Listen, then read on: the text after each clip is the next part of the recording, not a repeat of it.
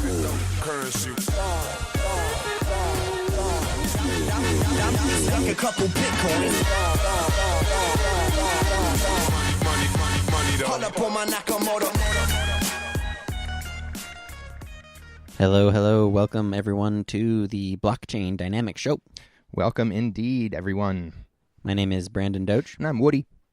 We are chilling here. It is Sunday, July 15th. Actually, it's the 16th, right? Yeah, it's the 16th, sorry. And it's episode 71 today. And we are brought to you by Cryptopia Exchange. That's at www.cryptopia.co.nz. That's right, Cryptopia, a fantastic up-and-coming altcoin exchange. Really big week this week on Cryptopia. Yep, growing and growing. So there's been a lot of fun stuff going down.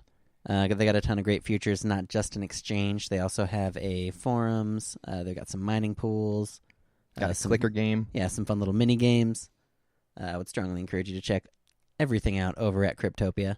And, of course, we have a home base there in the Cryptopia forums. That's right. We super appreciate people that swing by the forum. We have a thread stickied at the top of the altcoin section, and it's a great way to get in contact with us, leave us feedback, and receive a little dot for participating. That's right. Dots are hot these days. You're going to want to get those dots. So, yeah, like you said, you just stop by the thread, leave us a comment, and we'll send some dots your way. Speaking of dot, we're going to give away 10,000 of them later on the show to somebody if they can get the trivia question correct, which we will ask later. That's right. We've been having a lot of fun with these dot giveaways. Last week, we asked which Blockchain Dynamics episode was the first to be sponsored by Cryptopia. Somebody got that pretty quickly. The answer was Show 19, which coincidentally was 1 year ago to the day from last week's show. Nice. All right, let's get into it. Alrighty, here we go. We like to start it off with the news. The news. Love the news. So first up in our news here, the Zcash wallet is back.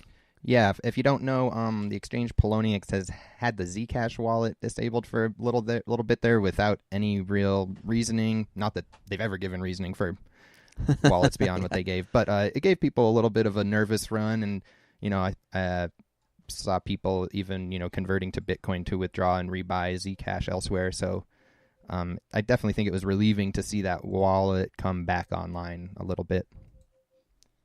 Yeah, I mean, totally. Did you know what happened to the price after it came back? Was there a drop with everything else? Looks like it was pretty steady, actually. Yeah. Well, I mean, we'll get into the markets. I don't think it fared super well, but I don't know if I would have trouble associating the Poloniex part with it for sure. Yeah, totally. Yep. So yeah, just a little altcoin tidbit there. It's always fun, the panic that sets in when a wallet gets frozen, but it's also easy to see how, in light of some of the other technical issues that Poloniex has been having lately, it's easy to see how people get worried. Yep, and it's good that it's back. One good step in one direction. It's actually been running a lot better now that maybe there's less trading going on there, or whatever the situation might be. Yeah, I don't know what it is. They've been struggling for a long time, but it feels to me like they might have turned a corner this week in terms of the amount of issue I've had connecting with their website, but we'll see if it lasts. All right. In other news, you might remember Mark Karpeles. Our old pal, Mark Karpeles. The owner and runner of the MTGOX exchange. That's right, the now defunct MTGOX exchange. Which Bitcoin will just never live down, apparently. That's going to take a while. Anyways, he's still on trial, right? That's where this comes from? This trial has just started, I think, okay. This week. The actual trial has begun, which is where we're getting these tidbits from. And they're asking him about his Willy bot. That's right. There's long been this rumor that there's this bot running on the MTGOX exchange that people called the Willy bot. And basically, all it would do is like every 5 minutes, I think, it would randomly buy between 10 and 20 Bitcoins. And it did this like at any price, just constantly, for about, I think it ran for like basically right up into the collapse. So for about 6 months, kind of started sometime in 2013. And there had been a lot of speculation, about the exchange having run this bot and all of this other stuff. Is the exchange doing it? Are they using customer funds to fund it? All these questions. Basically, this week they admitted to it. And it's pretty funny because the defense he gave was that he said Karpeles has admitted to operating the Willy bot, but he says it was for the good of the company, so it's not illegal. Good defense. So his defense is he was providing liquidity to the Bitcoin market a I little guess. bit. No, I think his defense is just that he thought it would help his exchange to run this bot. Apparently, with Just made it look better. Yeah, exactly. Yeah. Huh. So yeah, I don't know. I don't think that's going to hold up too well, but that's the angle that he's going with, and it's interesting to see that something that there's a lot of pretty obvious evidence that this bot had been run by the exchange, but it's nice to see it actually be admitted, I guess. Yeah. Yeah, definitely. It's, it's one thing in retrospect, easy enough to say, well, obviously he was running the bot. There was even pretty damning evidence that he was. Yep. But to actually have somebody talk about it is a whole nother step of, like, truthiness, I guess. Yeah, totally. The total number on this bot, it bought 250,000 Bitcoins, and it spent $112 million doing it. Nice, and that was when Bitcoin was a lot cheaper, too. It was up through the first peak. Oh, okay. So it was just a bit cheaper. Probably from like 250 to 1,200.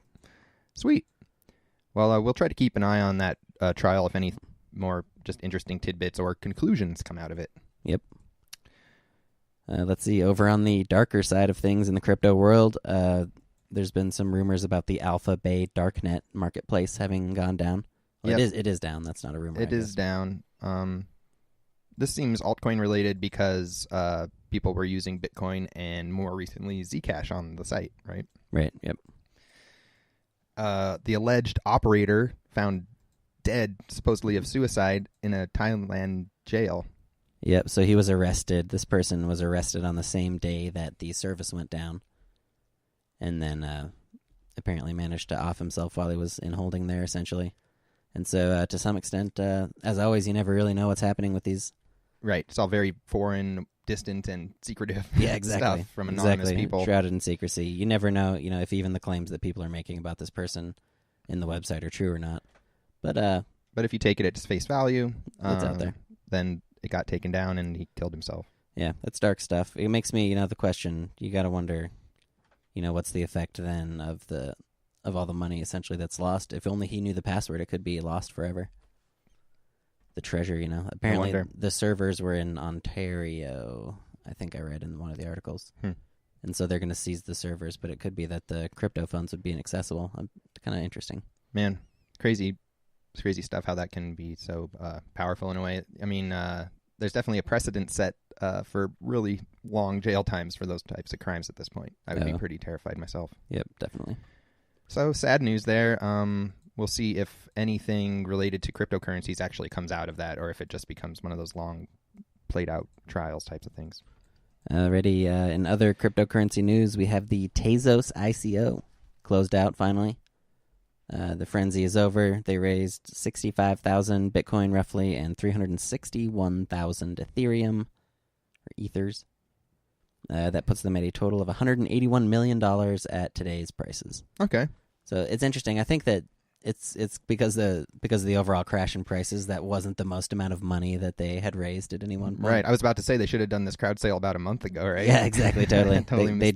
Maybe. I mean, they got it done just in time. Although I guess they probably haven't had a chance to even come close to being able to try and cash out those funds in any way. So I guess they're just along for the ride like everybody else. I think that they were specifically saying that they were cashing out along the way as well, though. As it was coming in. Yeah. Nice. So they were really starting to sell. Well, that backs up the argument that some of this selling pressure is coming from ICOs too. Some of it has to be. Unless everybody's just like, yeah, I just need some Bitcoins to hold. Yep. I'm curious to see how this little crash affects some of these ICOs. It's kind of interesting to think about anyone that didn't sell has their funding heavily tied up in a very volatile asset. And, from a continuity of business perspective, that can be a real challenge. And I'm curious to see if we start to see some of the maybe less well thought out ICOs start to fail in the near future. Yeah. We don't even hear about the failures of the least thought out ones, I feel like. Yeah, that's true. A lot of it can be fail without anyone noticing. Just kind of disappear into the mist, like classic altcoin style. Mm-hmm. So that's Tezos, so raising a whole bunch of money and getting people excited. I'm sure we'll hear more about it. Alrighty. In other news this week, as everybody knows, there's this big Bitcoin fork deadline coming up. Only really in just about a couple weeks at this point. Yeah, we're coming right up on it. The August 1st user-activated soft fork activation date is coming up. And so we thought we've kind of been thinking about trying to take a quick look at some of the possibilities of this and just kind of briefly discuss, I guess, what could happen. All right, let's take a try at it. Let's do it here. I think it's a little hard to understand from me personally. Like, even reading the article, we understood the wording slightly differently, you know? It's like... Yep, totally. But basically, on July 31st, SegWit 2x, which is the SegWit with the 2 megabyte blocks, right, could become activated if there's 80% signaling support from the miners. Right, but at that time, it's only SegWit that activates. The 2x part is essentially a gentleman's agreement in the mining community to schedule a hard fork for later in the year. And then they're all just kind of agreeing that they're going to go along with the hard fork. And they're also agreeing that they're going to signal for segregated witness starting on July 31st. So what's happening is there's this August 1st deadline of the user-activated soft fork, which if that goes into play, then all of the nodes that are running the UASF code will no longer accept blocks that are generated without segregated witness. And so you'll have, or without the signaling for segregated witness. So the good news is we're getting SegWit either way. So basically, essentially, we are going to get SegWit either way. But there's an interesting dynamic in play here where the miners have all agreed to activate SegWit starting, or signal for SegWit at least, starting July 31st. And if they don't do this, if they do this, if it actually does activate and reach that threshold, then the UASF gets disarmed a little bit. Right. Because that is just saying, because then SegWit will be activated and they'll be accepting all of the blocks anyway. But the part that I'm still fuzzy on is, will the UASF occur no matter what? I don't think so. My understanding is that, well, yeah, I guess it's safe to say that it will occur no matter what, I guess, because there's that percentage of nodes. It's about 15% of nodes right now that are running the UASF code. And what's going to happen essentially is after August 1st, those nodes are not going to accept blocks. Right. That haven't signaled for SegWit. Yeah, okay, I'm with you. And so, but it's not going to matter if they activate SegWit anyway on July 31st, or signal for it. Those two chains will match up well yeah, enough exactly. at that They'll both be in agreement, essentially. Okay, They're gonna be cool. like, all right, we're cool with each other. If I'm cool, you're cool. But where it gets kind of interesting is there has to be this 80% signaling on July 31st. That's a really short window. And we know how miners can be. If one major pool flips off their SegWit signaling on July 31st, they might not hit that 80% threshold. And then the actual UASF could happen where you have a divergence between maybe what the major miners are mining and trying to submit and what a substantial portion of the network is willing to consider as valid. That makes sense. As a point of reference, the SegWit 2x intention to signal currently is at 87.7%. Okay, nice. And so I guess the question for most people is like, what does this mean for me, right? Yeah, everyone just wants to know, how do I take protect myself or take this? advantage of Yeah, it? Yeah, totally. And it's hard. Obviously, nobody knows. There's bound to be some shenanigans one way or the other. And I'm definitely not in a position to try and predict exactly how it's going to go down, but it seems like the most likely route is the July 31st SegWit signaling gets activated, right? If nothing changes between now and then. Yeah, exactly. Mm-hmm. And so that will disarm the UASF. There won't even really be a contentious change until the deadline for the 2 megabyte hard fork that's coming up later in the year. Right. And so what you're going to have is a situation where maybe the August 1st deadline isn't as big of a deal, but then once the 2 megabyte hard fork comes along, you're going to have a faction of people that are going to say, no, we're not doing the hard fork chain. We're going to stick with the original code. Yeah. And then that's going to get you into the situation that is just like Ethereum and Ethereum Classic, where you're going to have a branch of people that are sticking with the old code, I guess. Yep. And then again, it's also possible that they won't get to the 80%, and then we can go down the UASF road, which is a lot more complicated in terms of kind of the different outcomes and what the effect could be. Cool. But the general wisdom here is if you are going to be in Bitcoin, try to have control of your private keys. Have it in a wallet of some kind. That way you can do what you need to do when the time comes. Exactly. That'll without give you counting on a third party or whatever. Yep, you'll have the most control. So if you're going to be in Bitcoin, some people are going to choose to ride this out in other chains, which that's a reasonable approach too. But a lot of people might be trying to keep their Bitcoin around if there is a fork so that they can play both chains. Right. Again, that seems less likely to me right now, but anything could happen. In the event of two chains, they would both need to have a substantial amount of hash to protect their values at that point, right? Yeah, absolutely, yep. And you could conceivably get into a situation where if there was a large amount, like if, let's say, the 2 megabyte hard fork gets activated by 80% of miners in like 3 months or whenever that deadline is. What happens if the other 20% of miners try to stick to the original chain, or maybe less, maybe it's only 10% of miners that are on that original chain? Then you could see that now it would only take, it would take a much smaller fraction of the overall network hash rate to potentially attempt an attack on that network. Yet. But once again, we have Ethereum Classic as the template there. Worked out pretty dang well. Yeah, spent a long time, under 10% of Ethereum in terms of price and probably in terms of mining, the mining value, I guess, the hash rate.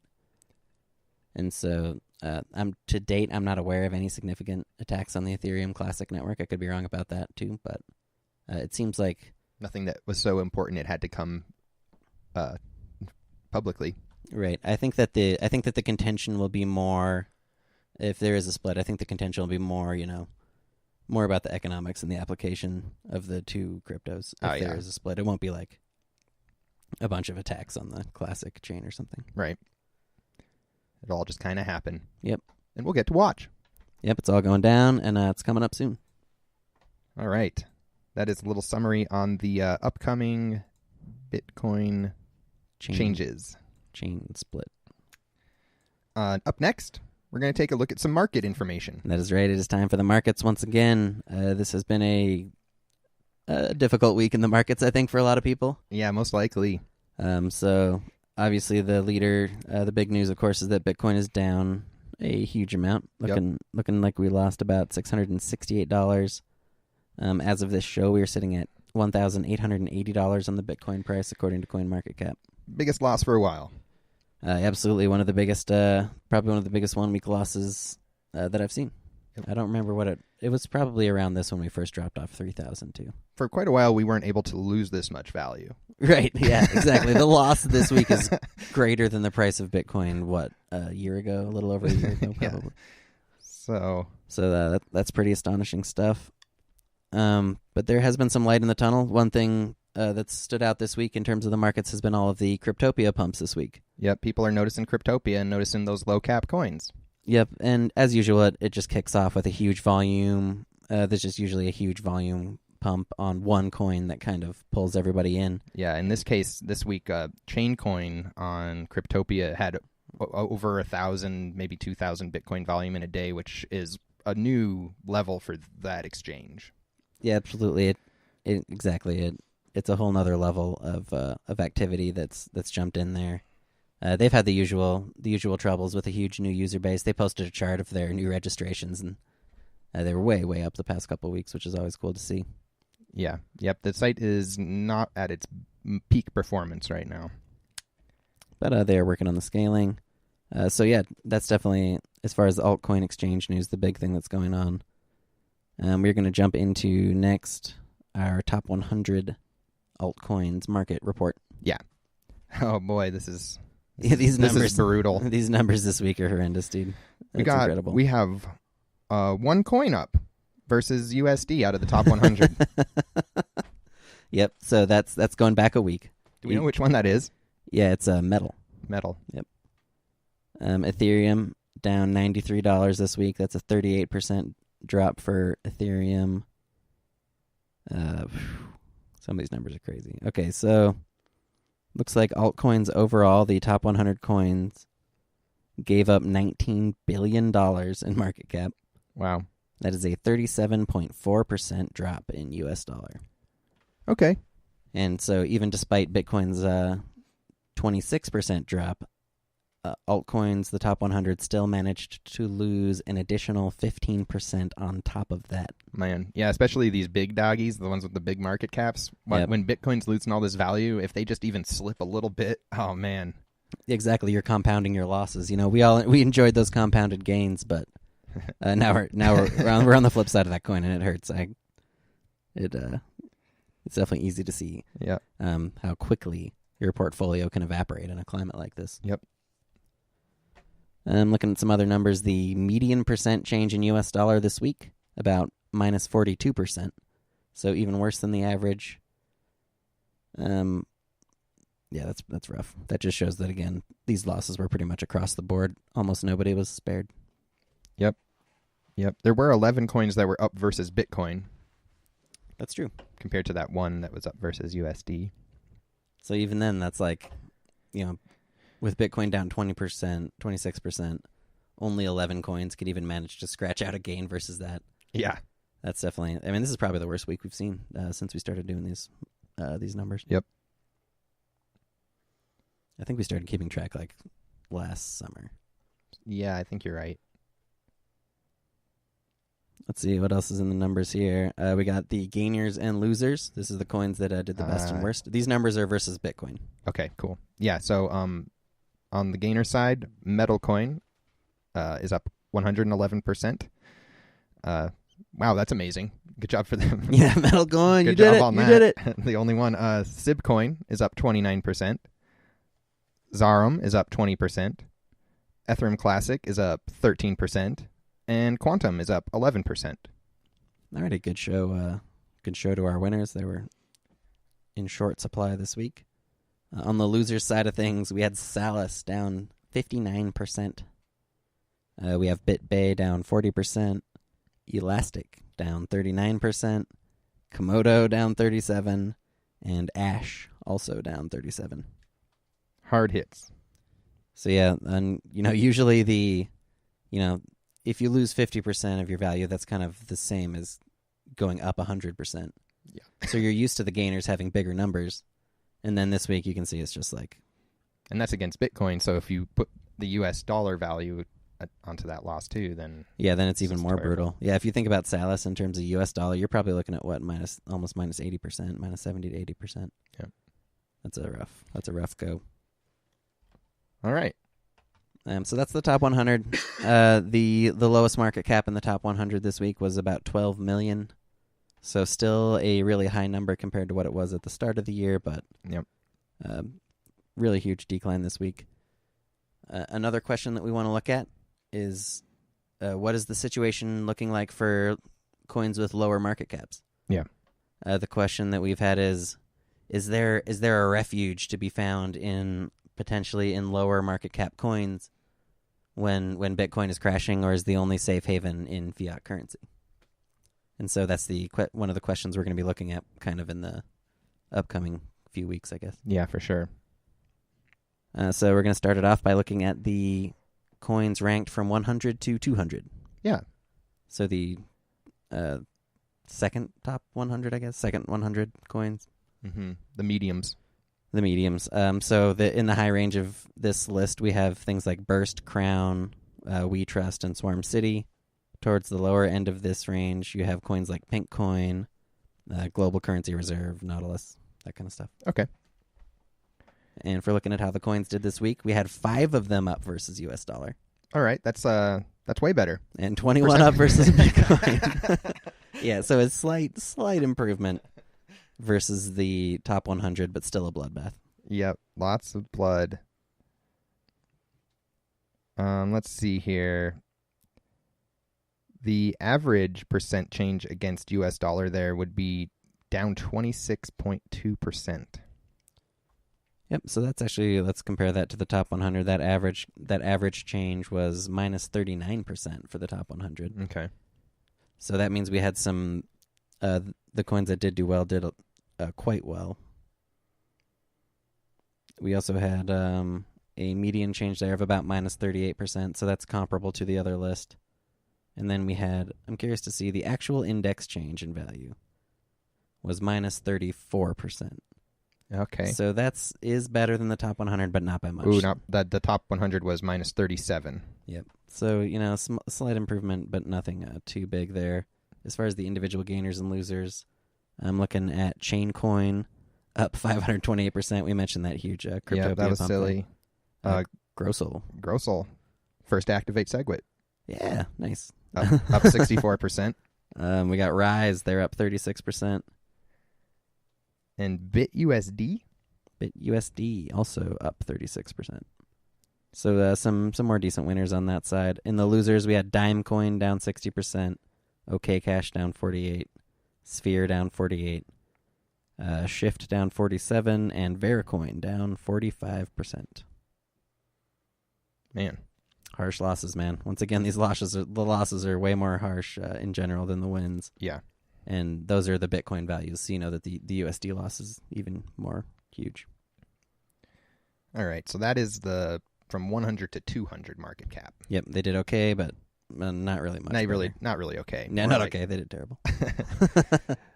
All right, so now we're in the range of 200 to 300 market cap on coinmarketcap.com. Okay.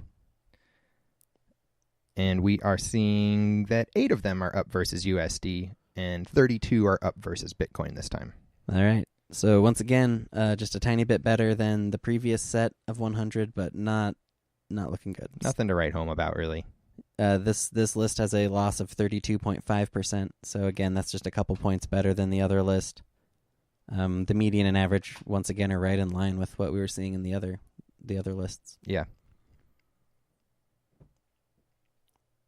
We are seeing a little bit of an improvement in the overall index change versus Bitcoin here. It was at about, in the top 100, it was at about minus 15.5% versus Bitcoin. And now we're up to minus 9% versus Bitcoin. So again, still doing a little better, but not even outperforming Bitcoin, even though we're already into the 300 ranked altcoins. Yeah. Some coins that were up within this section would include BOSW coin, Wild Beast Block, Crave, Renos. Funny. Yeah. That's a funny list. On the loser side, XP lost 78%. That's incredible. Whoa. E4 Row, I don't know what that is, down 61. Varium Reserve, minus 58. We got Smiley Coin at minus 55. And Octonox, minus 52. All right, so more volatility in the low range. That is something that we expect, and so we're seeing some of the big losers in this range are just getting completely annihilated. Yeah, this next, I'm kind of scooting ahead, and I'm seeing it gets even worse here. Holy cow! The lowest market cap in this is 459,000 for the 200 to 300 set. Okay. All right, here we go. Finally, we have reached the 300 to 400. So the lowest market cap in this list is 98,000. Okay. That's Torcoin. We also have coins in this range like Lana, Flutter, towards the low range. And in the high range is Tox, Pepe Cash, Syndicate. All right, so how are we looking here? Oh, actually, as far as coins versus the US dollar, it's 19 are up. Yep, 19 are up. That's a little bit better for sure. And 47 up versus Bitcoin. Okay. And where this gets interesting is if you actually look at the total change in value, this set of coins is actually up about 30% versus last week. That's the Bitcoin? Yep, that's against Bitcoin. That puts them at a USD change of minus 2% still. So still didn't manage to eke out gains versus US dollar. But unlike every other set that we've looked at, it's not just a free fall, It was just a modest 2% loss. Yeah. So essentially, tying this back to the other ones, this week, the top 300 really offered no refuge, but once you actually got into the lower caps, you started to see some resiliency, some divergence from what was happening in the broader markets. At least as a group, and that is always going to be affected by some standout winners and losers too, though. Yep. And the way this is calculated is we go back from last week, we look at what the rank 300 to 400 was last week, and then we see how they are doing this week. Yep. Some winners and losers in this list. ETHBIT's up 2,200%. I don't think that doesn't sound real. Hellenic Coin up 879%. Neutron up 438. That's another one I of those saw that one trading. Cryptopia one pumps. Stealth Coin way up. And Syndicate also pumped this week up 244%. The losers, most of these aren't accurate. I think just Recoin and Holdcoin are legit. Yeah, the numbers kind of can't be super trusted down at this level because a coin can apparently lose like 99% of its value, something like that. I think it's just the Cryptopia statistics. Not the Cryptopia, I'm sorry. The coin market cap statistics. Yeah, they get skewed by one weird buy at the wrong time or something like that. Yeah, exactly. They start to become less reliable as you get into lower volume markets and stuff. Yep. Okay. So yeah, overall, really terrible week for the markets. Yes, just rotten. And not really much refuge to be found anywhere. But have we hit bottom, Brandon, is the question. Shh, I'm definitely not the guy who can answer it. But, yeah. Yeah, but, it is what it is. It's easy to look back. It's easy to look at your lost paper gains and stuff. But at the end of the day, we're still in a pretty strong position compared to... Oh, absolutely. I think I was telling you, I kind of feel a little more normal now. Yep, totally. No, I totally get what you mean. Like things are seeming, maybe we've almost returned to sanity here. Not quite yet. It is crypto after all. Yeah, it just gets to be unbelievable when you're just in the height of like the high volume, all the news and all that stuff. And then it's kind of nice to have this return to normalcy, I guess, of like, oh, yeah, we're still in crypto. we can still we can still get annihilated. This isn't necessarily a new paradigm just yet. I know I'm definitely not surprised by this. I'm old enough to not be shocked, but I find it interesting just still how fickle people are and how quickly their sentiment can just flip from like at some point last month, Bitcoin was just like the coolest thing on the planet and everybody was asking me about it. And now it's like there's 2 people left in my personal life. You're not hearing about it? Nope, not anymore. Not hearing about it in the family. That's fine. I bet somebody will tell me it crashed soon, but nobody's done that yet. One other thing we like to look at is how the Ethereum index coins are doing. These are just all the Ethereum subtokens. And there's really no surprise in the numbers here. They're basically exactly the same as the other lists, down about 42% versus US dollar, down about 22% versus USD. So really no divergence there in the Ethereum subtokens from the broader market. Just fighting the good fight. Looking at overall numbers, alts are down to 33.6 billion. That's down 36% this week. Incredible. Bitcoin dominance up to 48%. They picked up 3.7%. And Ethereum dominance is down 0.2% to 42.9%. Okay. Very cool. All right. That does it for the markets. Once again, a rough week, but there's always opportunity, even in these bear markets. Even if you're not shorting, just positioning yourself, looking for winners, trying to react to changes in the overall market. And, there's still there's a lot more to come, I think. Yeah, I got to agree with you there. I mean, I don't think we've seen the end of any of this. No, I mean, it's incredible to think that, what was the all-time high? Was it about a month ago, maybe 6 weeks ago? Something like that, yeah. We look back at the we look at the 2014 spike as a model, and we know there was crazier stuff going on back then, like with the Willy bot and stuff that we talked about. Mm-hmm. But even then, you saw the huge collapse, you saw the huge spike. Everything plays out, kind of on a longer time scale. So I don't think that we got to 3,000 just for the bubble to last for a month. It feels like there's there'll be another bounce from here. God knows how low it's going to go first, and they'll drag it out to the extent that, and then eventually we'll get into a new accumulation zone, and then the fun can start again. The good days. Bring it back. Cool. So that's going to kind of do it for our market review of the week. Yep. Hope you enjoyed it. Stop by that Cryptopia thread. Let us know if you have any suggestions. And now it is time for our 10,000 dot giveaway. Time to get those dots, 10,000 of those sweet, sweet dots. Pretty sweet prize if I do say so myself. That ain't bad at this point. I think it's still worth like $100 even with Bitcoin down. At least. Okay. So I'm not going to make it easy for you. But the way that this works is I ask the question and then you send the answer to @ChainDynamics on Twitter. First person to get it correct wins the prize. Okay, the question is, what is the 10th miner that is unlocked in Cryptopia's KDC clicker game? That's right. The website, kdcclicker.co.nz. It's just a fun little clicking game that the Cryptopia folks built. The question is, what is the 10th miner that you unlock when you are playing the game? The first person to DM the answer to that question to the @ChainDynamics Twitter account will get the 10,000 dot. Good luck. And it has to be claimed during the live broadcast. So if nobody has claimed it during the live show, by the time we're done, then we will just roll the jackpot into next week. That'll be a juicy one. All right. So we're going to move on to talking about new coins this week. All right, new coins, love it. So one of the fun, I guess, like Woody was saying, this in part, this huge crash this week feels like a return to normalcy for us because we basically started trading during a huge Bitcoin crash. Right. We came in 2014 and watched Bitcoin go from 1,000 to when we started down to 150 or whatever. But even despite all of that, there was still plenty of opportunity in the new coin space. That was like kind of the early peak of new coins. Right.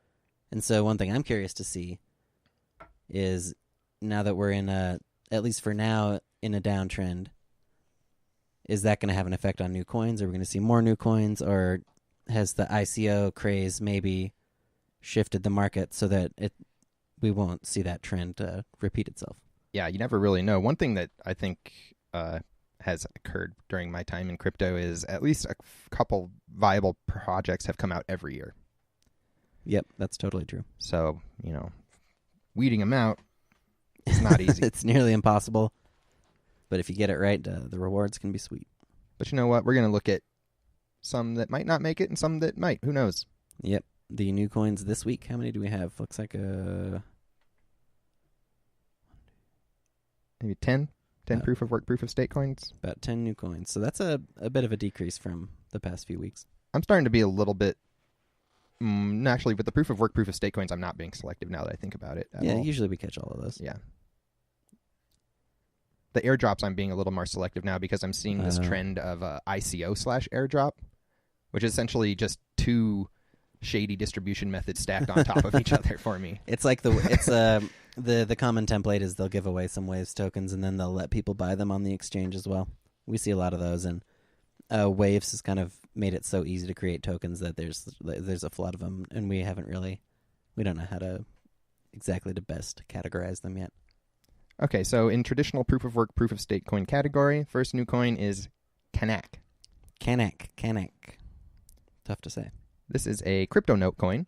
This is based off of Bytecoin. Yeah, a Bytecoin fork. And as you might recall, in February, Bytecoin had a problem. I think it was around then, Sure. Somewhere in the springtime at least. Resulted in a massive pump on Poloniex, actually. But that was due to a flood of what would have been, I guess, invalid coins getting on the market, right? Yep, it was a coin generation exploit, so people were able to generate coins above and beyond what the normal reward is. They could basically print their own money.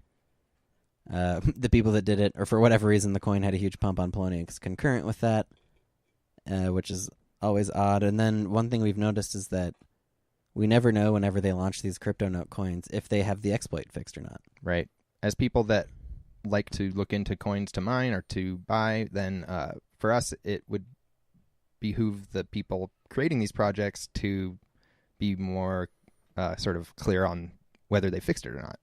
Yeah, it's a little suspicious. And then you have nobody in this thread, like not one person that posted in this thread has asked about it. Nobody's mentioned it. It's like, okay, guys.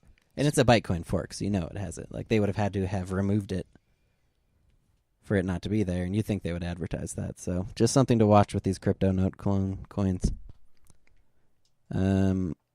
Next up on the coin list this week, that was Kanak. Next coin is going to be Expat. Expat. The theme is that this is a coin for remittances, so expats can send their remittances through this SHA shitcoin clone. Yep, the coin itself is a proof of work, proof of stake hybrid. Max coin supply 65 million. What's a pre-mine? 500,000. That's about a 10,000 block pre-mine. So yeah, this is getting into the usual clone formula. It's like the futures are basically something that Bitcoin or any high-profile blockchain could do, and then it has a huge pre-mine. So not really a good look there. Next up on the list here, we have EnsoCoin. EnsoCoin. Okay. All right, this one is really similar to Bitcoin. It's an actual Bitcoin fork, which is really unusual with altcoins. Usually they are cloned from a Litecoin legacy type wallet system. One of the hard things with these Bitcoin forks is the difficulty retargeting, especially at the beginning. Right. I mean, Bitcoin has really antiquated difficulty retargeting, and when it was launched, it was CPU mine, but obviously anybody who mines it today is going to be using an ASIC, right? So you have a kind of a difficulty in mining parameters that were tuned for that level of hash power. When you put a huge amount of hash on it, it can cause really, really crazy issues with the chain. A recent example of this was Cbit from 2016. Yep. A coin that launched off of a Bitcoin code base. And essentially they had nonstop problems with keeping their chain functioning at a decent pace, instamines and that kind of thing. Eventually, they'll get into this situation because the difficulty retargeting is so slow that, the difficulty will get jacked way up. People will stop mining. It can take months for the difficulty to adjust, and then when it does, there's basically a second instamine because it adjusts to be so low that somebody can just put another ASIC on it, generate another instamine, and it just doesn't work. All right. Besides that, they don't really give much other information. So, I mean, there's no pre-mine. It is just a Bitcoin clone. The coin there is EnsoCoin. Up next is AlphaPay. AlphaPay. This is another Bitcoin clone, which is surprising to see 2 in 1 week. Yeah. What's different about this one from the last? Quite a lot. So the last one, EnsoCoin, we forgot to mention it, but their selling point was that it didn't have SegWit, but they were going to have bigger blocks. So I guess they're trying to play to the Bitcoin Unlimited. Oh, so that's for the 2 megabyte people there. Yeah, exactly. Okay. They're trying to play to the Bitcoin Unlimited crew, I guess. Whereas this one has SegWit enabled and 8 megabyte blocks. Yeah, much bigger blocks. So I don't know who they're going for, I guess. But this is AlphaPay. But if you look, the distribution of this one is crazy too. It's the reward halving is every 2,500 blocks. Oh wow, that's different than Bitcoin. Yeah, way different. So the reward schedule is way different than Bitcoin. Essentially, there's a halving it starts at 50.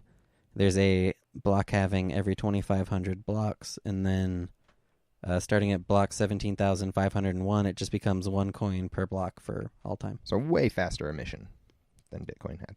Yep. So there's going to be the instamine there, but I guess if I had an SHA ASIC, I might be mining this. It's still early in the rewards. I think we're in the 25 coin block period still.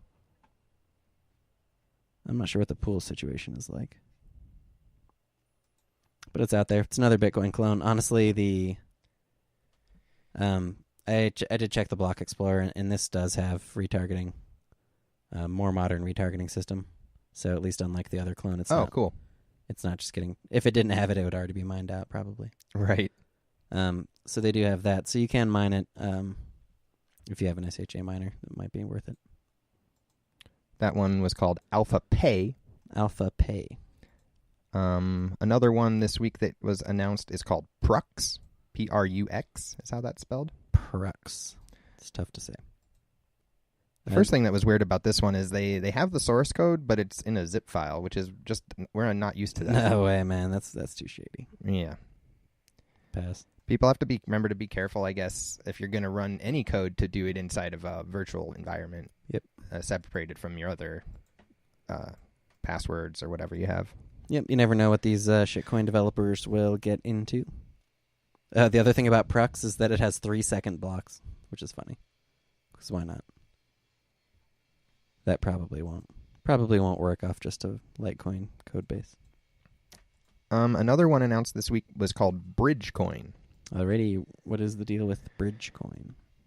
This is kind of a popular idea of interconnecting blockchains. Okay. They don't really talk about how they're going to accomplish it different from anyone else on this particular announcement, I don't think. Mm-hmm. The coin itself is a script proof of work coin. 256 coin block reward. There is no pre-mine. No pre-mine on this one. We like that. It's a very modest announcement for a coin that looks okay compared to what we've seen. Let me see if they actually have the source though. They didn't do the GitHub link in here, which would have been smart. Yeah, no pre-mine can be good. Oh yeah, they got the GitHub source. If it means there's no effort behind it, obviously that's not a good thing either. They do have a website, pretty basic. Yeah, not a ton of info here, but nothing standing out like negative to me either. Interesting. All right. Yeah, it doesn't look like there's a lot going on, but might keep an eye on it. If they had more specific info about what they were going to do. Now, let's jump over to a coin called Yobi. Yobi. This one looks like it's mostly just an experiment from somebody that wanted to clone Yovi, the Yobit rise-only market coin, and see, kind of look into how that was functioning. Already cloned from Yovi coin. SHA-256 looks like it's a mixed proof of work, proof of stake for 300,000 blocks. I didn't know that Yovi ever had mining. Yovi did not. Yovi was 100% pre-mined. Oh, he changed it. Okay. Yeah. Let's see here. So yeah, I don't know. It's weird to choose Yovi as the coin that you copy because the distinguishing feature of Yovi is not anything about the blockchain, but just the way that Yobit implemented the market. Yeah, I think the only thing that is interesting here is that it points out just how many Yobit had. How fast they stake. Yeah. Yeah, he ran this for 1 day and staked up about 3 million, which without the 100% pre-mine. Yeah, that's about 15% of his pre-mine. So, obviously there were a lot of Yovi that were generated. All right. So I don't know what'll happen there. Moving on, OliTwistCoin. OliTwist. Our old pal Belligerent Fool is back. Yep, he was posting a lot of coins. It was a while ago at this point. Haven't seen him for a bit, I think. I can't remember exactly. I'm not sure he ever quite left, but he likes to post coins. He likes to post coins, just really random themed coins. This one is themed off of Oliver Twist, but it's just the usual high pre-mine. Yep. Copycat type stuff. Up next is OFW. OFW. Overseas Filipino Worker Coin. This is another coin for remittances, so the second one we've seen this week also has the same pre-mine and not a lot of... Well, they got a white paper here. I didn't see that. Let's see what they got. This doesn't look terrible. Nope. There's the 1% pre-mine out of what? Let's see, 400 million. It's a pretty nice chunk. But yeah, the concept of making a coin specifically for a group of people to complete remittances seems a little shaky to me, just because I don't think like a specific nationality needs their own cryptocurrency to accomplish that. I would, from that perspective, the expat one makes more sense to me than one specifically for Filipino workers, if that makes any sense. Yeah, totally. And again, it's just like the idea of releasing a coin that the only feature is something Bitcoin can do. It doesn't play that well these days. Okay, so there's not much to really look at there. We've seen a lot of coins like that. Up next, another coin that we've seen a lot of coins like. This one's called Fidel Castro coin. Fidel Castro coin. This is another... There's really not much to say on this one. We call them generic high pre-mine. It's a person coin. A person coin, actually. These ones are person coins. Named after people. Yeah. All right. That was the proof of work, proof of stake coins. Not much to see. Nope. BridgeCoin's kind of interesting to me just because of its subtlety, but who knows what's going on there. Yeah, I feel you. In our relaunch, re-announcement, pre-announcement, and other category, we've got a couple things to look at. The first one being a project called Bether, or Bether. Bether. Bitcoin on Ethereum. BTC plus ETH equals Bether. Yeah, odd choice of name. Yeah, not great, not very creative naming, but the project itself has some interesting ideas. Somebody already took ETH bits, right? So yeah, that's true. They decided to go in the other direction and call it Bether. You just don't want to overthink it, you know? Just go for it. Yeah. Okay. So this is an Ethereum contract, so it's an Ethereum token. Okay. But the distribution is novel as far as I know. Basically, he's calling it a 100% mineable token. Okay. And so what does that mean? Well, it means you send your Ethereum to this address, and it assigns you some hash power relative to the amount inside of the contract at that time.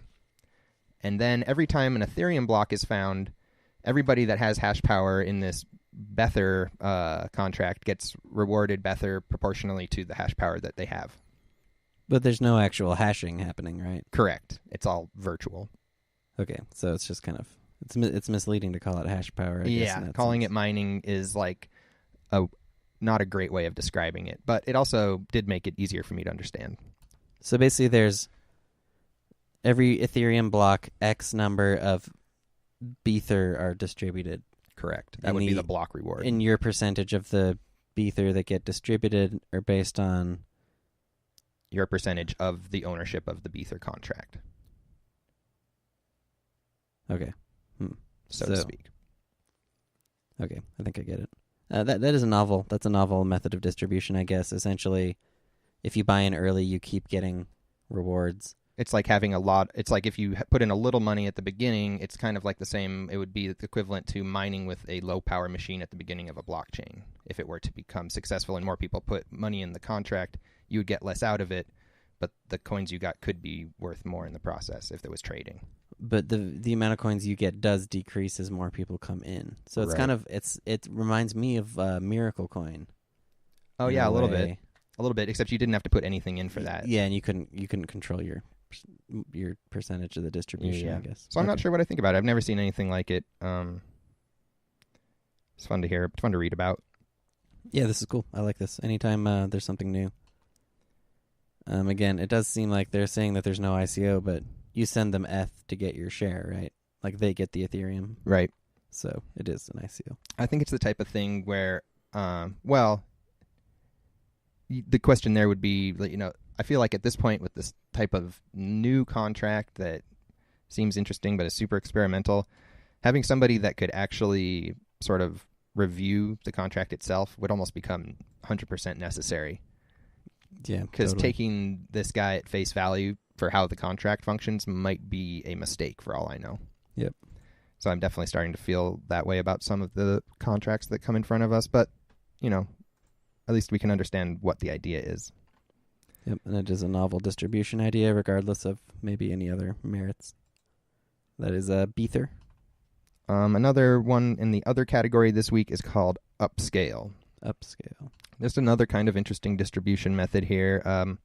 Basically, they're giving shares to people who can sign a Bitcoin message proving they hold at least one Bitcoin.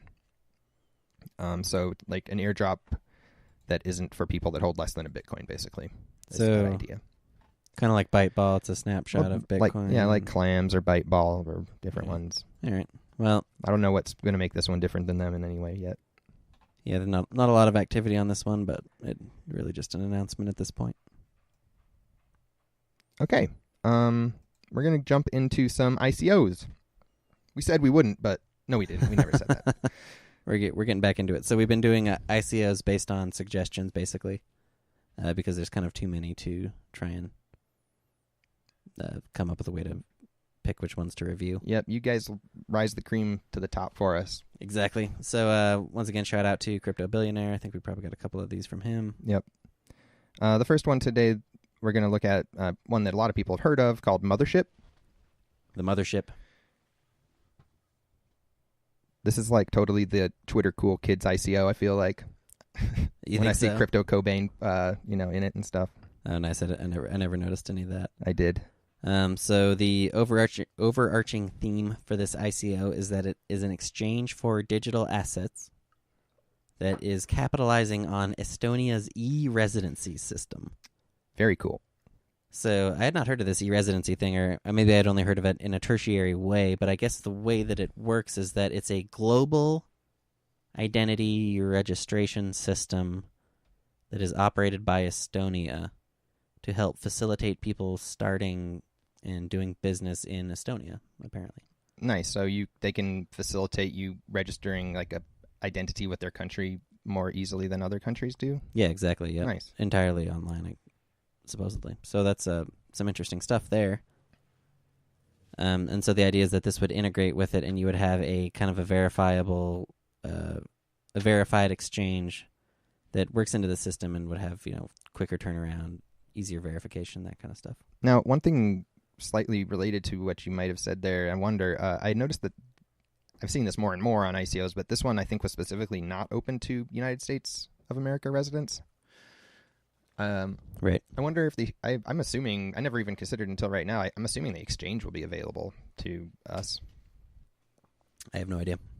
I guess if not, we can just register as Estonians, right? Right. I mean, I'm sure there's, you do what you have to do or whatever, but... Yeah. Also, if the service isn't available, it isn't available. So this ICO is actually over. Right. It sold out pretty quick, as they often do. Not a 20-second ICO or anything, though. I think it was actually pretty... I think everybody had a chance to get in, which is a positive thing. Yeah, it's nice to see that trend has cooled off a bit. They did raise a total of 24,000 Ethereum. That's 3.6 mil. So the underlying purpose of the token on this coin is that it is used to pay for the platform services. So it's going to be a digital asset exchange. That's the core of the core of the business. The fees that are generated, you'll pay people with the token to use the service. Right. And then the 20% of those fees will go into a buy and burn program similar to Gambit. So the fee money will go onto the market. Those coins will get bought and eventually get burned, with their goal being to eventually burn half of the tokens through that program. And then stop that particular aspect of it, I guess, at that point. That's enough burning is kind of the idea. Yeah, I guess. Like, you got to leave some tokens. That begs the question of what happens to the fees at that point. Do the fees go back into the company for development, or do they go back to the token holders? I don't know. I wonder if it's decided yet.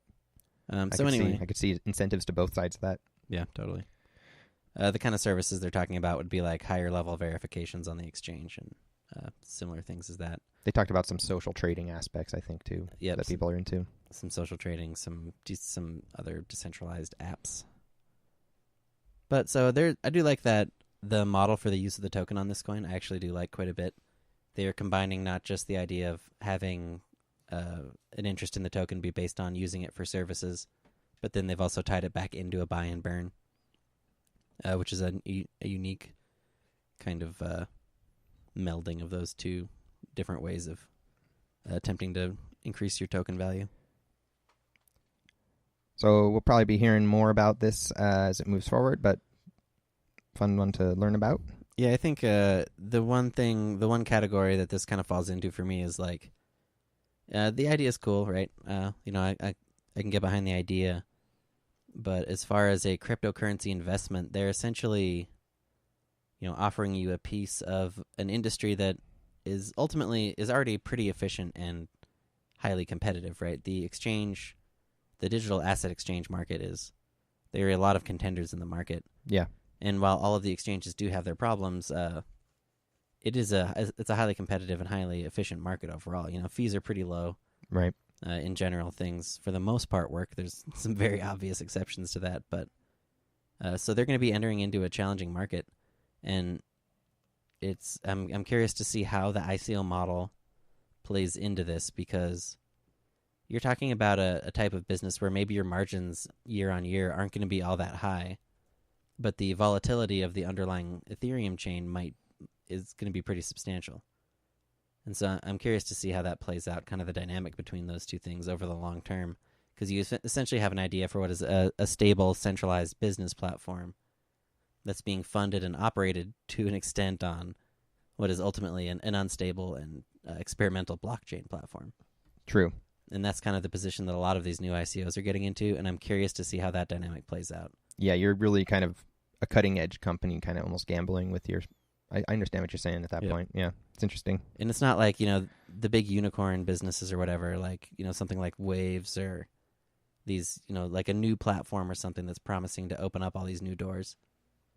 You can see how you can expect the value of that. If it were to succeed, you can see how it could go up 10 or 20x or whatever, like Ethereum did. It's harder to see how something that's based on a service would be able to have the same kind of upside potential. And so you get into an interesting dynamic there with a lot of these ICOs. And I'm curious to see how that plays out. Yeah. All right. That is a little look at Mothership. Now we're going to take a quick gander at GigaWatt. GigaWatt already. This is That's a lot of watt. It's a lot of watts. GigaWatt. GigaWatt. So this is a coin for essentially all-in-one mining services from a large U.S.-based mining farm. The part I'm turned off by the claim that they're going to be mining bitcoins for half price. Right. Or in this case, they're saying under $500. Yeah. Yeah, it's just hard to believe. It's weird because the mining farm that's backing it does seem to like be legit or reputable in its own way, but the claims that they're making about the efficiency of the system or the cost to the users are pretty hard to believe at this point. And also the purpose of the token isn't all that clear. They're saying that each token represents the right to use their mining center's capacity rent-free for 50 years to accommodate 1 watt's worth of mining power consumption. Huh. So if you had 1,000 of these tokens, you would get 1 kilowatt worth of whatever miner they are running. But then how am I getting paid out here, right? Am I getting paid out in Bitcoin?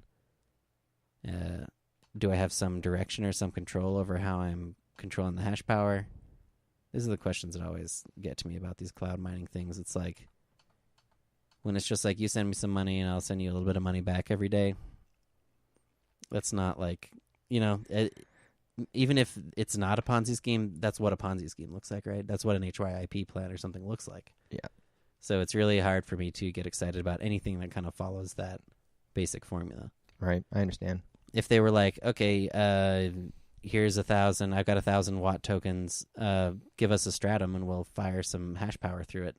Yeah, now we're talking. Exactly. That's something I can get more excited about. Even let you point it at Nice Hash or something. Like, let me point my shit wherever I want. Yeah, totally. And that's the thing is, that's what you get with the services that already exist. So just like the last token, these guys are getting into cloud mining. That's a competitive, established marketplace. It's hard for me to see the value that this adds over a service like NiceHash or something that already exists and gives me that actual control over the hash rate. Like, I can see that it's real. I can point it where I want, and then... Well, obviously, these guys are going to give you bitcoins for half price, Brando. Yeah, but they have those $500. Yeah. That's the part that I still just can't wrap my head around. So, if it is legit, then kudos to them for being able to pull that off, but this one doesn't ring true for me. All right.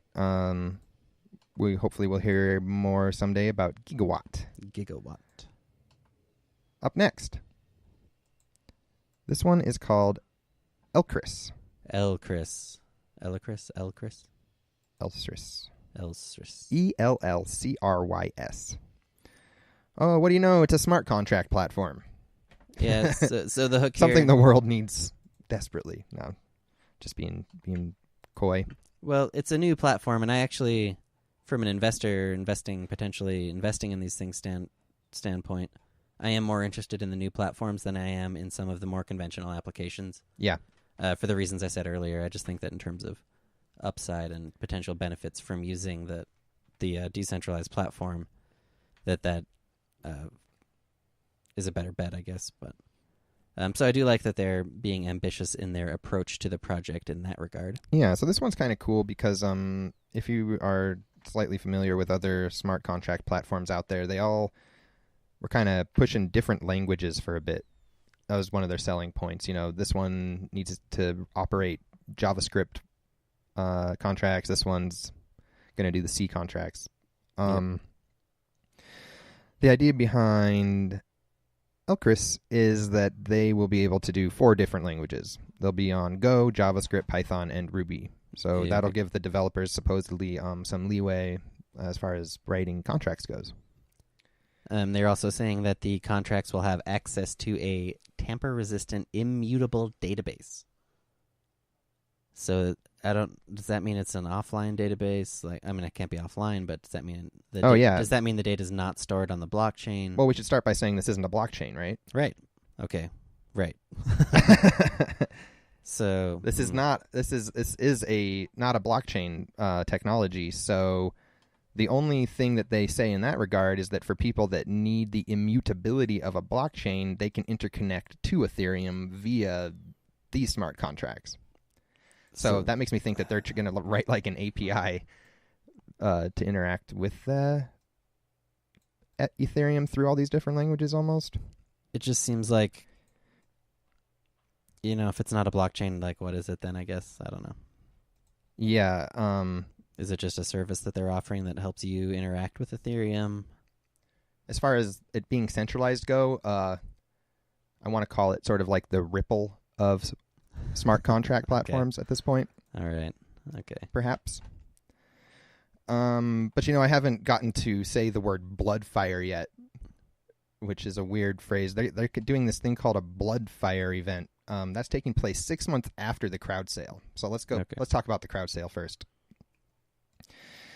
These guys are not doing. They're saying there's not an ICO, but there actually seems to be. That's pretty common these days. Yeah, it seems like. They're collecting money and giving you multiplier tokens. Now, what's the multiplier token do? It comes into effect during the Bloodfire event, as they're calling it. Now, this is really weird. What they're going to do is have people take pictures of banknotes from around the world, and they say that their contract can interpret those photos, verify them, and then distribute the tokens based on how much actual money people take photos of. The contract does that, or is That's what they're saying. Is it a basement full of kids grinding out captchas? I am getting the impression that they're saying it is automated. I don't know. Yeah. That sounds pretty incredible. So the multiplier, then, what that does, your donation multiplies the amount of quants you get per bill taken a photo of. Okay. Is that convoluted enough? That's convoluted. And once again, just the idea that it's not on a blockchain makes me wonder, like, what... Is it even really a smart contract at that point? I guess it could be in the truest sense of the word, but in terms of what's validating these contracts, I don't understand what's gonna be the entity that validates these contracts. It's certainly not within the normal scope of what we've seen, because the whole idea behind the blockchain is that you don't have to trust any one entity to verify those contracts. Right. Yeah. So I don't understand that. So I'm not fully on board with Ellcyrs. So that's Ellcyrs. Last one we're going to take a look at is NapoleonIndex. NapoleonIndex. Okay. The first one this reminded me of was Numerai a bit right off the bat, because they're basically talking about kind of a way to get involved in automated trading through tokens. But whereas Numerai's algorithms are derived from the participants that are receiving the Numerai throughout the month, this one is once again more kind of being centrally controlled by a group of people, I feel like. Right. So it seems like they are going to prepare a bunch of algorithmic trading options, and then you as a token holder decide which one of these different bots essentially that you want your funds to go towards operating. Right. And then you also get a does everybody share profit then? That's I think that you would get the profit of the fund that you have funded. Got it. It's definitely a cool idea. if you guys have been listening for a bit, you already know me that I'm just always really, because we came up in the 2014 time and have seen so many projects just kind of fizzle out. The first thing that always comes to my mind is just whether or not this project is going to make it to fruition. Right. And that's a big reason that we always talk about. Essentially, our strategy for ICOs has been largely to wait until they're on the market to decide what we're going to do. Right, and there was definitely a point in this market where you could have just bought every ICO and you would have made a killing. And so there's opportunity that can be missed with that approach, but once again, because it's so easy for somebody to make an ICO post, the barrier to entry is so low that by the time the token's launched, usually you at least have something to go on.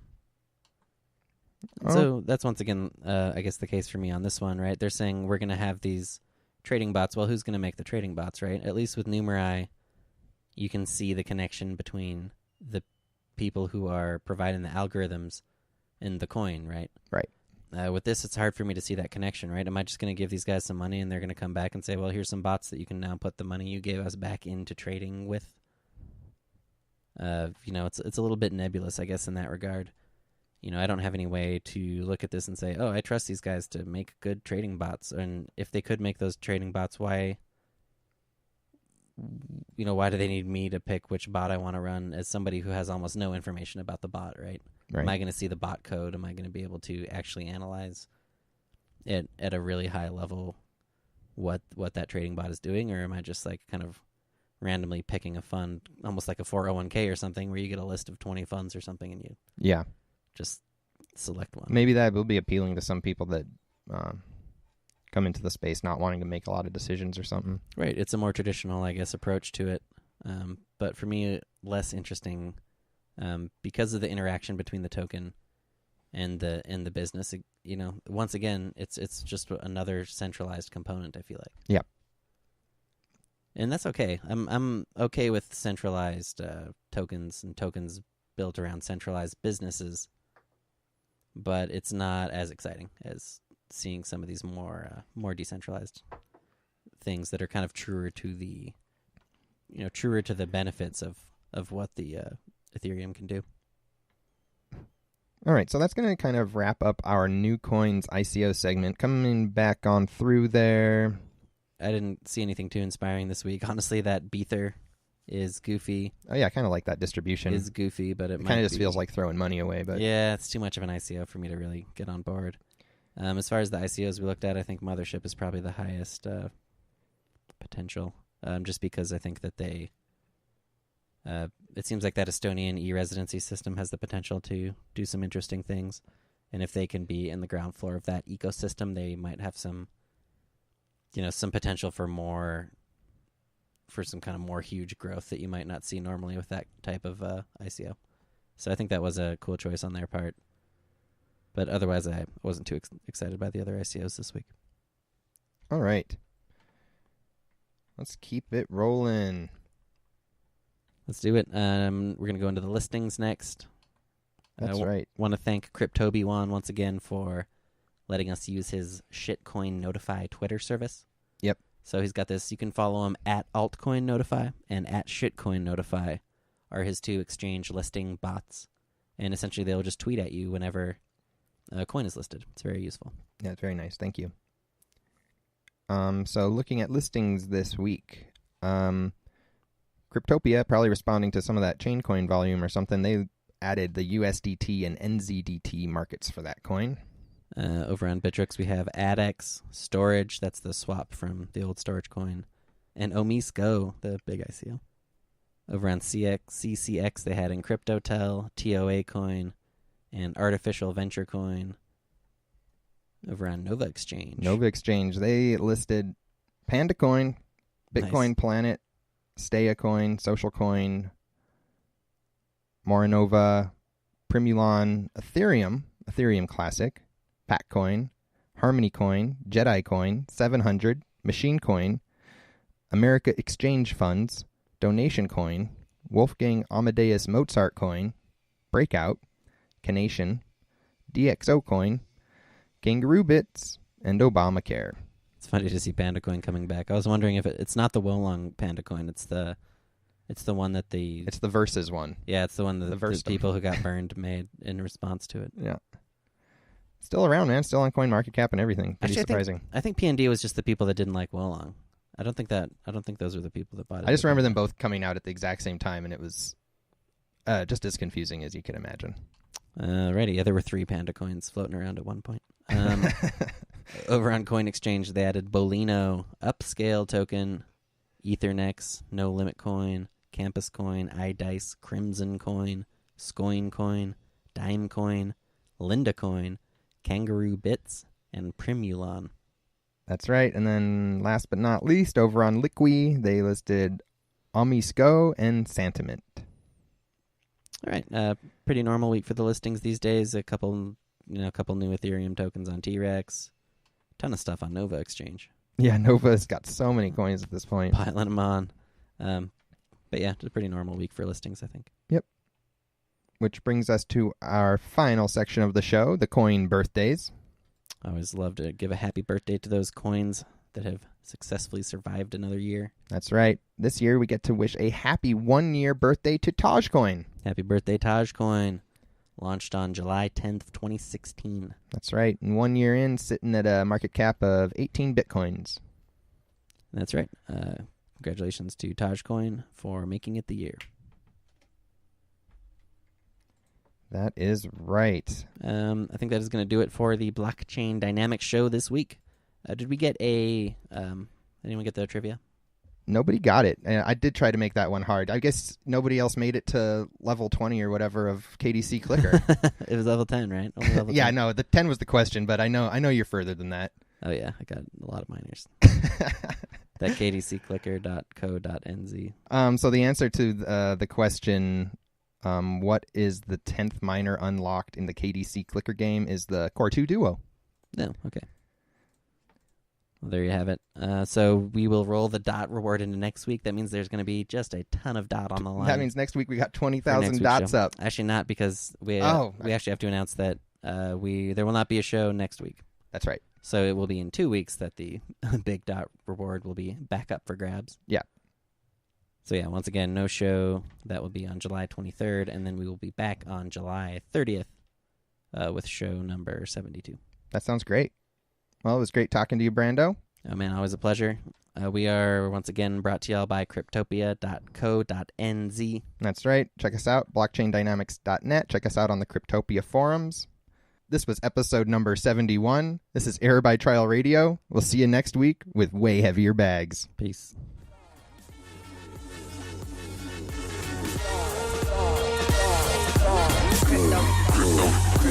Currency.